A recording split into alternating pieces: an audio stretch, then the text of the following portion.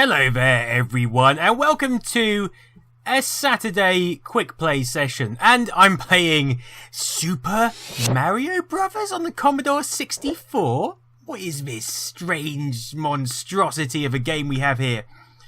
This has some sort of a cheat screen at the start. We'll just start the game. And after making my id Software video yesterday and playing Dangerous Dave in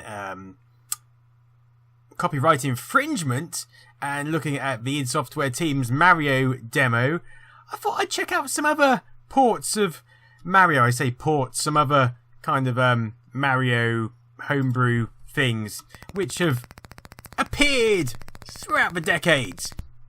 And this is Super Mario Brothers on the Commodore 64. Oh, wait a minute. Now, the more astute of you may recognise this game as something else. Something which is, in fact, a bit of a rip-off of Mario Brothers. Now, this is actually the Great Gianna Sisters game, which has been altered and had a Mario sprite inserted in it. But, you know, it demonstrates how close the Great Gianna Sisters was to the original Mario game, which is why Nintendo urged it to be pulled from sale. There was no lawsuit, that is actually a myth. Nintendo just spoke to the guys who created Great Gianna Sisters, Time Warp Productions, and published by Rainbow Arts, and they were like, come on guys, this is exactly the fucking same game. Can you just like chill out a bit and take it off sale? And they were like, oh yeah, right, it might be this similar sort of game. We didn't notice, sorry. Yeah, we'll back off a bit. And yeah, it wasn't on sale for very long, and a lot of the ports which were intended, like there was supposed to be a Sinclair Spectrum port which was reviewed in Sinclair user magazines like that and got commendable reviews, but it never came to fruition because it never got released, although it was fully made. And you know, if you try and find it today, it is very hard. Well, it's impossible. I can't find the copy available anywhere as a ROM file. If you know of anywhere that has the Great Gianna Sisters on the Specky, please let me know, because I would love to get involved with a bit of that. Oh, here we go. See, we can do the standard Mario thing of jumping up the top and running. The physics are a bit different in this to the normal Mario. The jumping is more like a gliding. And if you take the mushroom... What the hell is that? As you probably noticed I did earlier, he doesn't actually... Ooh. Can't get down there. He doesn't actually get bigger. He just stays the same size because it's just one sprite, because the Gianna Sisters didn't really get bigger. The Gianna Sisters, there was lots of art about them. There was some art which depicted them as sort of like punk teenagers. Some of the cover-up depicted them as just girls, normal, average, I guess, Italian girls.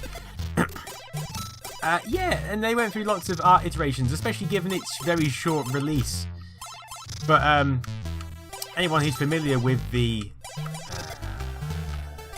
IP, I guess, will have seen the 2012 Calm Dad 2012 Kickstarter.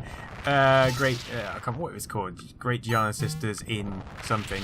Anyway, that got funded and it got released. I've got it somewhere, and I've played a bit of it, and it's a good game. It kind of it's its own game. It's not really a direct Mario rip-off anymore, which is lovely.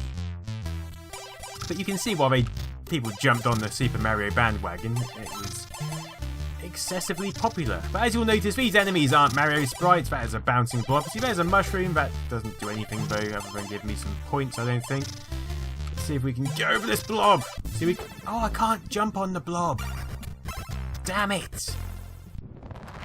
Oh, restart point. Anyway, what I thought I'd do is cover some Super Mario versions on various platforms and see what we've got, because I find it interesting when people port stuff to other platforms, even if it's official or not. And of course, this is an unofficial version of a copied game, cloned game, so that's even more unofficial, I guess. But whoever did it did quite a good job on the Mario sprite. Who did this? It was cracked by Derbyshire Ram. It was released on various crack guys' names. Abyss, I think, released it. It came out on PD as well. I think it was released on the States on PD. And I don't think people in the States are very familiar with it because I think this is a UK-based game. Yes, UK-based game. I was going to say something else about it. I can't remember. It's gone. It's gone. If you did see my id Software video yesterday and saw id's recreation of Mario on the PC on DOS with John Carmack's smooth scrolling technique, it's very impressive, isn't it? It is pretty much spot on. I mean, they did it in a week and admirable effort. It's no wonder that Nintendo were very impressed with that port and considered moving on to the PC platform, but didn't because by that time they were starting to be like, oh, we are Nintendo, we only like games on our systems, which, you know, is fair enough, and that's why they did so well pretty much with their later systems. Of course, the original Mario Brothers came out on the Commodore 64, but that was before Nintendo had... Oh my god, it's a giant crustacean! Before Nintendo had any console in the market, any major console, and they had like Pong consoles in the 70s, didn't they, and early 80s, but the NES wasn't out, and they were into arcade machines, and they were like, yeah, and then people ported it to various home computers. But this isn't Mario Brothers, this is Super Mario Brothers, and I am dead. And you can see that it was cracked by Derbyshire Ram, because it says Derby Ram in the high score table. Anyway, I think I will probably cover next Superboy 2 on the Master System, Superboy 4. I might work through them in order. This is pretty close to Super Mario Brothers 1.